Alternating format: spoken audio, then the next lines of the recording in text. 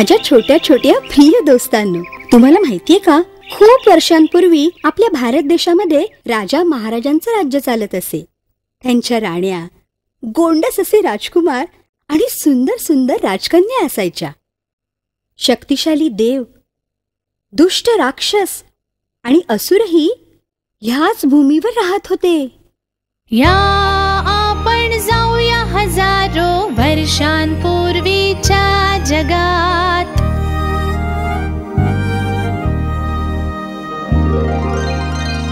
राजा राणी, राजकुमार आणि राजकुमारीला भेटायला,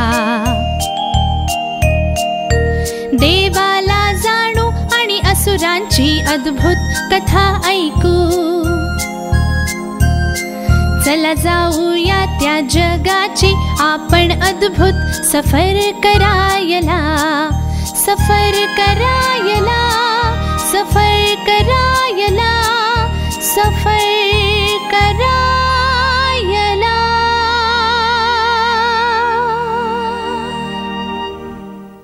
ही गोष्ट आहे हनुमानाच्या शेपटीला लागली आग. हनुमान हा वायूचा पुत्र होता. वायू म्हणजेच वाऱ्याचा देव आणि त्यामुळेच तो उंच आकाशामध्ये उडू शकत होता.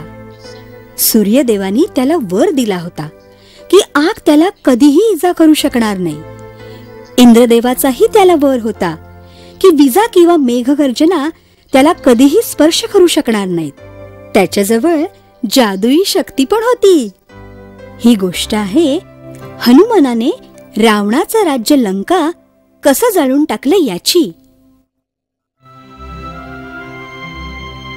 हनुमान हा प्रभू रामांचा सर्वश्रेष्ठ भक्त होता. राम वनामध्ये आपला भाऊ लक्ष्मण आणि सुंदर पत्नी सीतेबरोबर राहत होते. रावण सीतेच्या सौंदर्यावर मोहित झाला होता आणि तिला आपली पत्नी बनवू पाहत होता. दुष्ट रावणाने एका ब्राह्मणाचं रूप धारण केलं आणि सीतेचं अपहरण केलं.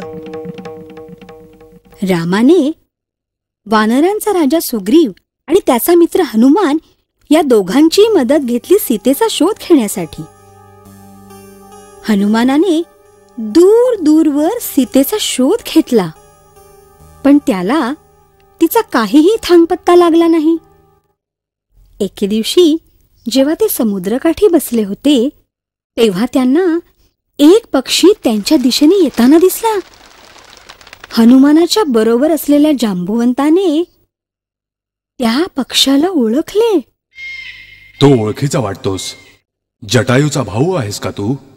हो, तू माझा भाऊ जटायू याला ओळखतोस ना? हाय रे दैवा, कितीतरीच काळ लोटला मी त्याला पाहिलंही नाहीये. कसा आहे माझा भाऊ? माझा भाऊ कसा आहे मला सांग रे. जटायूचा वध सीतामाईंचं रक्षण करण्याच्या प्रयत्नात झाला. ओ, माझ्या भावाचा मृत्यू झाला? हे कसं शक्य आहे? तो तर आमच्यातला सर्वशक्तिमान पक्षी होता. जांबुवंताने नंतर त्याला त्याच्या शूर भावाची गोष्ट ऐकवली. एके दिवशी जेव्हा जटायू उंच आकाशामध्ये उड्डाण करत होता त्याने एक उडणारा रथ पाहिला. त्याने एका दुःखी स्त्रीचा आवाज पण ऐकला. ओह, वाचवा, कृपा करून कोणीतरी मला वाचवा. जटायूने तो आक्रोश ऐकला आणि तो रथाच्या दिशेने झेपावला. कोण आहेस तू आणि या सुंदर स्त्रीला तू कुठे नेतोस? आत्ताच्या आता मुक्त कर तिला. मूर्ख पक्षा, तू कुणाशी बोलतोयस तुला ठाऊक आहे का? मला आव्हान देण्याचं तुझं धाडस झालंच कसं? मी सीतेला माझ्या बरोबर नेईनच, पण तुझा वध केल्यानंतरच. क्रोधित जटायूने आपले विशाल पंख व धारदार नखांनी त्या रथावर हल्ला चढवला. जटायू आणि असुरराज यांच्यामध्ये घनघोर युद्ध जुंपलं. पण अखेरीस शूर जटायू रावणाच्या अचाट शक्ती आणि त्याच्या बाणांपुढे टिकाव नाही धरू शकला. जटायूचा वध केला गेला आणि सीता मातेचं अपहरण केलं गेलं. हीच होती वीर जटायूच्या वधाची गोष्ट. तू उडणारा रथ म्हणालास का? तो निश्चितच रावण असायला हवा. दुष्ट क्रूर लंकेचा राजा लंकाधीश. मी त्याला लंकेच्या दिशेने उडताना रथातून जाताना पाहिलेला आहे. आणि हो, त्याच्याबरोबर रथामध्ये एक सुंदर स्त्री पण होती. ओ, मला जर कळलं असतं की त्याने माझ्या भावाला मारलंय तर मी त्याला जिवंतपणे समुद्र पार करू दिलाच नसता. कधीच नाही. तुला असं म्हणायचंय की तू सीतामातेनं पाहिलंस? रावणाबरोबर त्या रथामध्ये होत्या का? सांग मला, तू त्यांना पाहिलंस का? बरं मला सांग, कुठल्या दिशेने गेलीत ती दोघं?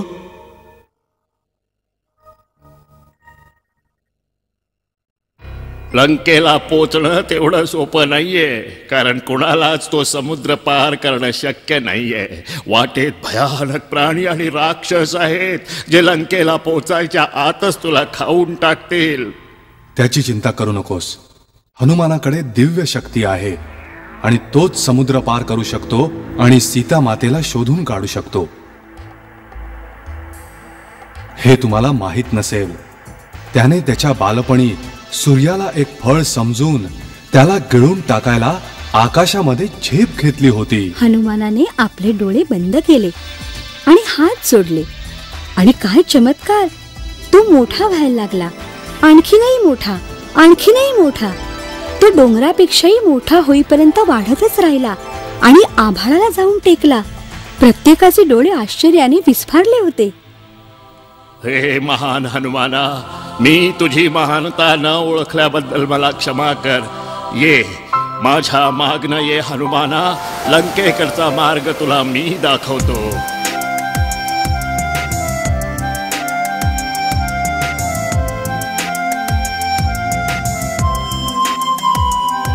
पूर्वेला पश्चिमेला उत्तरेला दक्षिणेला निघालेन गवसणी. साऱ्या आसमंताला जर तुमचा आशीर्वाद असेल पाठीशी, शोधेन नक्की मी सीता मातेला.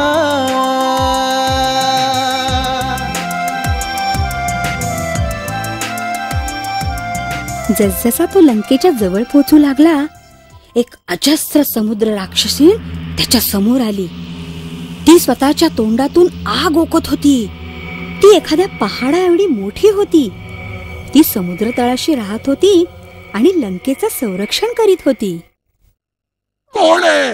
एक छोटसा चविष्ट माकड आहे वाटतं. तिने तोंड उघडलं आणि हनुमानाला एका झटक्यात गिळंकृत करून टाकलं. हनुमान तिच्या गुळगुळीत घशातून सरकून तिच्या प्रचंड मोठ्या पोटामध्ये दाणकन आपटला आणि म्हणाला, मी कुठे? मला इथून बाहेर पडायला हवं. त्याला एक युक्ती सुचली. त्यांनी स्वतःला राक्षसणीच्या पोटात अतिशय लहान बनवलं आणि तो तिला गुदगुल्या करू लागला.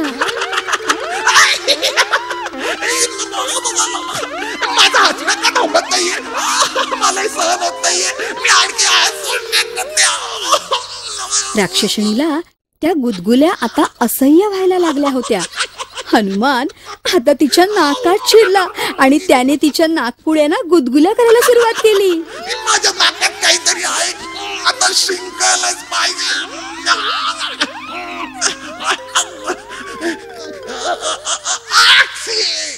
ती खूप जोराने आणि गडगडाट करून शिंकली आणि बाहेर पडलेला हनुमान राक्षसणीच्या लक्षात यायच्या आधीच लंकेच्या दिशेने वेगाने निघाला. लंकेत पोचल्याबरोबर हनुमान एखाद्या माशी एवढाच लहान राहिला. त्याने महालातल्या पहारेकऱ्यांना अगदी लीलया चकवून आतमध्ये प्रवेश मिळवला. सगळीकडे त्याला राक्षसच दिसले. मोठे राक्षस, छोटे राक्षस, जाडे राक्षस, क्षीण राक्षस, लाल राक्षस, काळेकुट्ट राक्षस, दुर्गंधित राक्षस, राक्षस राक्षस आणि सगळीकडे राक्षसच. सीतामाईला या असल्या राक्षसांमध्ये राहावं लागताय हे पाहून हनुमानाला खूप वाईट वाटले.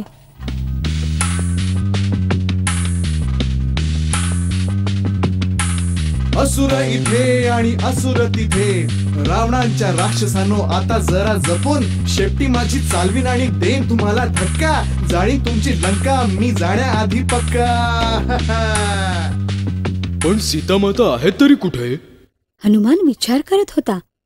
त्याने महालातली सगळी दालनं तपासली, पण सीतामाईविषयी त्याला काहीच समजू शकलं नाही. जससा तो एका दालनातून दुसऱ्या दालनात जात होता, महालाच्या वैभवाने त्याचे डोळे दिपून गेले. त्या महालाचे खांब चमकणाऱ्या सोन्याचे बनले होते. पारदर्शक स्फटिकाची चमचमणारी झुमरं आणि प्रचंड सोन्याचे पलंग, ज्यावर झोपले होते राक्षस. महालामध्ये सीता दृष्टीस पडत नाही असं लक्षात आल्यावर हनुमान महालाच्या बाहेरच्या बागेत सीतामाईचा शोध घ्यायला निघाला. तो एका अतिसुंदर बागेमध्ये उडत होता. अशी बाग त्याने आजपर्यंत कधीही पाहिली नव्हती. त्या बागेत विविध रंगी फुलं होती. त्या फुलांच्या सुगंधाने मन अति प्रसन्न होत होते. हिरवीगार हिरवळ तर अशी भासत होती जणू जमिनीवर हिरवा गालिचाच पसरवलेला आहे.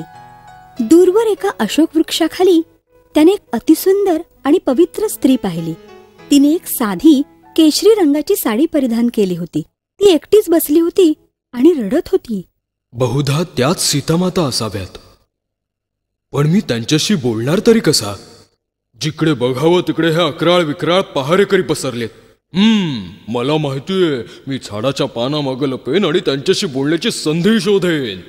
तो शांतपणे झाडावर बसून राहिला आणि सीतामाई भोवती पेंगुळलेल्या सर्व पहारेकऱ्यांच्या झोपण्याची वाट पाहू लागला. आणि त्याच्या लक्षात आलं की पहारेकरी घोरायला लागलेत.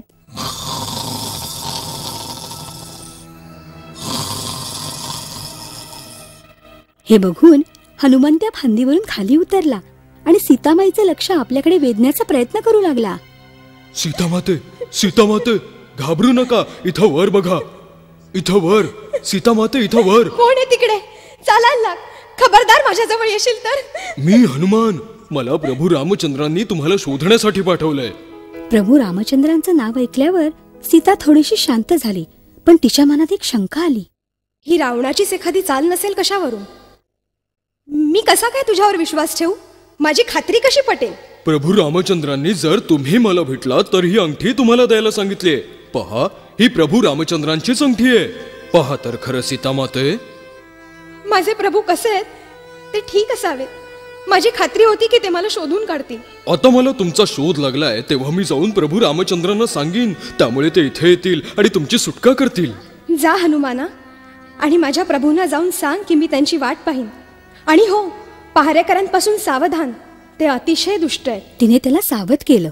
तेवढ्यात त्याने एका पहारेकराचा आवाज ऐकू आला. कोण आहे रे तिकडे? सीतेशी कोणतरी बोलत आहे. कोण आहे तो? कोण आहे तिकडे? पकडा त्याला, पकडा, पकडा त्याला, पकडा. अरे सोडू नका. धरून ठेवा त्याला. पळ हनुमाना, पळ, नाहीतर ते तुला मारून टाकतील. हे राक्षस खूप क्रूर आहेत. चिंता करू नका माते. ह्यांना धडा कसा शिकवायचा हे मला चांगलंच माहितीये. मला पकडतोयस? पकड. आता कसं? पकडू शकता का मला? दाखवा पकडून. हे जाड्या घाणेरड्या राक्षसांनो, पकडून तर दाखवा मला. नाही रे नाही, तुम्ही मला नाही पकडू शकत.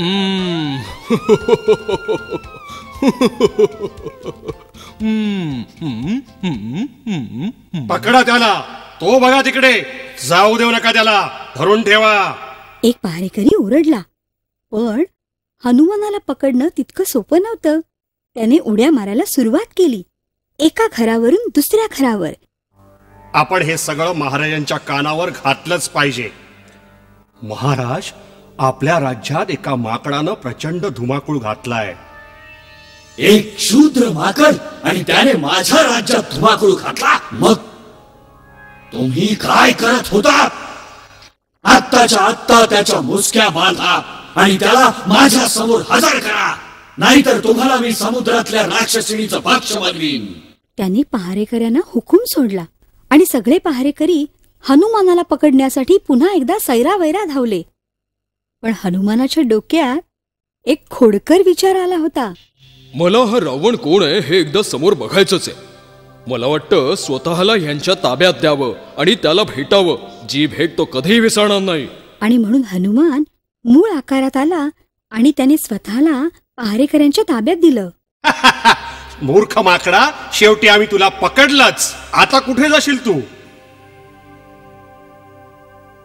आता जरा घाबरण्याचं नाटक करूया. मला फार भीती वाटते. कृपया मला तुमच्या राजाकडे घेऊन चला. त्यांच्याकडे जीवदानाची भीक मागायची आहे. पहारेकऱ्यांनी त्याला करकचून बांधलं आणि रावणासमोर नेऊन हजर केलं. तर हेच ते एक शूद्र माकड ज्याने माझ्या राज्यात धुमाकूळ घातला. मी तुला आयुष्यभरासाठी चांगलाच धडा शिकवेन. कोण आहेस तू आणि इथे कुठून आलास? सांग. मी केवळ एक दूत आहे. काय म्हणालास? प्रभू रामचंद्रांनी एक संदेश पाठवलाय. सीता माईला मुक्त करायला सांगितलंय. सीतेला मुक्त करू? कदापि नाही. या माकडाला ताबडतोब ठार मारा. हे रावण, महाराजाधिराज, एका दूताला ठार मारणं योग्य नव्हे. तो तर केवळ एक संदेश घेऊन आलाय. त्याला ठार मारणं आपल्याला शोभत नाही राजन. रावणाने एक क्षणभर विचार केला. तो अतिशय क्रोधित झाला होता. त्या माकडाला त्याला सहज मुक्त करायचं नव्हतं. त्याचे हात बांधा, त्याच्या शेपटीला आग लावा आणि मगच त्याला त्याच्या घरी जाऊ द्या, अशी माझी आज्ञा आहे तुम्हाला.